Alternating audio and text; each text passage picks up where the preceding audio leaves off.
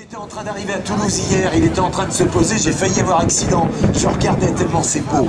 Regardez cette voilure, ces ailes. Cet avion qui est capable de faire le tour du monde quasiment sans passagers, mais qui peut emmener énormément de passagers sur près de 15 000 km. Gérard, tu le connais bien cet avion. Je te demande de parler et de tes collègues et de cet avion. Merci. Oui, alors c'est la version allongée du 350 que vous connaissez et qui vole depuis 2 ans et demi maintenant. C'est ce qu'on appelle la version -1000.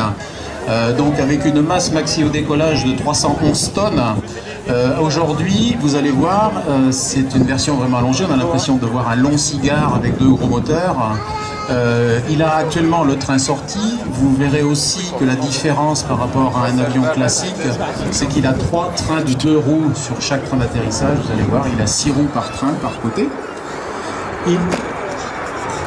Et il est actuellement piloté par un pilote d'essai.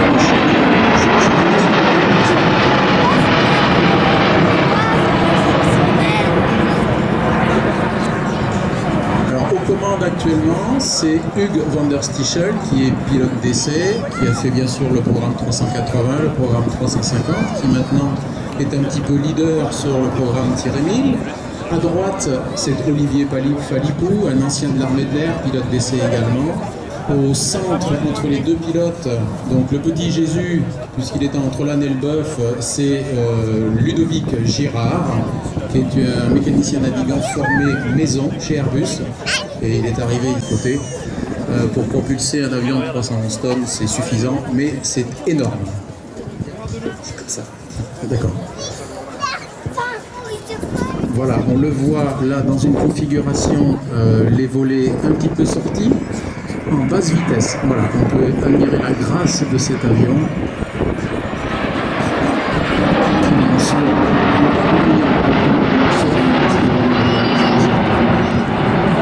Alors, les nouveautés de cet avion par rapport aux anciens aéroplanes, tels que les anciens Airbus, c'est ce qu'on pourrait appeler l'optimisation permanente du rendement de la voilure. Donc il a ce qu'on appelle une cambrure variable, donc on fait bouger les volets de sorte à optimiser le rendement et la traînée de l'avion, et aussi ce qu'on appelle le braquage différentiel des volets, qui, combiné avec la cambrure variable, font que cet avion est totalement optimisé dans toutes ses phases de vol, ce qui permet une consommation très diminuée de cet avion. Ça veut dire qu'en vol, en fait, de manière automatique, en croisière, en montée, etc., la courbure de vol se modifie. Absolument. On adapte la courbure de l'aile, le profil de l'aile, en fonction de la phase dans laquelle vole l'avion. Et c'est une nouveauté, on connaissait sur les planeurs anciens, mais aujourd'hui, dans le monde industriel de construction aéronautique, c'est nouveau. C'est très très nouveau, c'est la première fois qu'on installe ça sur un avion. C'est un brevet Airbus sur ce type d'appareil, bien évidemment. Et bien, bon, on verra à l'utilisation si c'est efficace, mais il semblerait, vu les essais qu'on a fait, les essais de performance, que ce soit une réussite pour l'instant. Alors, l'avion que vous voyez devant vous est le numéro de série 65, puisque chez Airbus, que ce soit un -900 ou un -1000, on continue les numéros de série en commençant du numéro 1. Donc c'est le 3e avion -1000 qui a été construit. Alors la certification de cet avion devra avoir lieu en fin d'année pour une mise en service immédiate, sans doute très certainement au mois d'octobre. Sur un terrain d'aviation, on remarquera donc le -900, c'est un modèle qui fait 7 mètres de moins en longueur. Absolument. Il possède 2 bogies de roue par train et celui-ci en a 3. Il en a 3. Donc vous pourrez bluffer vos copains en disant « Ah, celui-là c'est un 1000 ». C'est un 1000 exactement, c'est un peu comme ça qu'on le reconnaît quand il a le train sorti, hormis le fait qu'il a un petit peu quand même le fuselage plus long que l'autre. Alors pourquoi on met 6 roues au lieu de 4? Bien sûr, c'est pour répartir les charges sur les aéroports, puisqu'on a toujours une certaine limitation de charge par train sur les aéroports qui utilisent ce type d'appareil. Il y a peu de temps, cet avion, il a fait un vol très long, avec beaucoup de gens à bord. Oui, c'était son premier vol, premier vol avec passagers à bord. C'est ce qu'on appelle un ELF, un Early Long Range Flight. C'est le premier vol avec passagers qui sert bien évidemment à valider et à voir si tout ce qu'on a vendu comme étant des systèmes extraordinaires de cet avion, en particulier dans la cabine, si tout fonctionne correctement. Et on regarde avec, bien sûr, là il avait le plein de passagers, il avait 366 passagers à bord, et on a regardé avec un équipage de cabine venant de Virgin si tout fonctionnait, et le vol a duré 12 heures, et c'est extraordinairement bien passé, les passagers sont ressortis avec la banane. La vitesse de cet avion actuellement, là? Alors actuellement, je pense qu'on est aux environs de 150 nœuds. C'est-à-dire à peine 300 km/h. Absolument, absolument. 280 km/h avec un engin de pression thermique.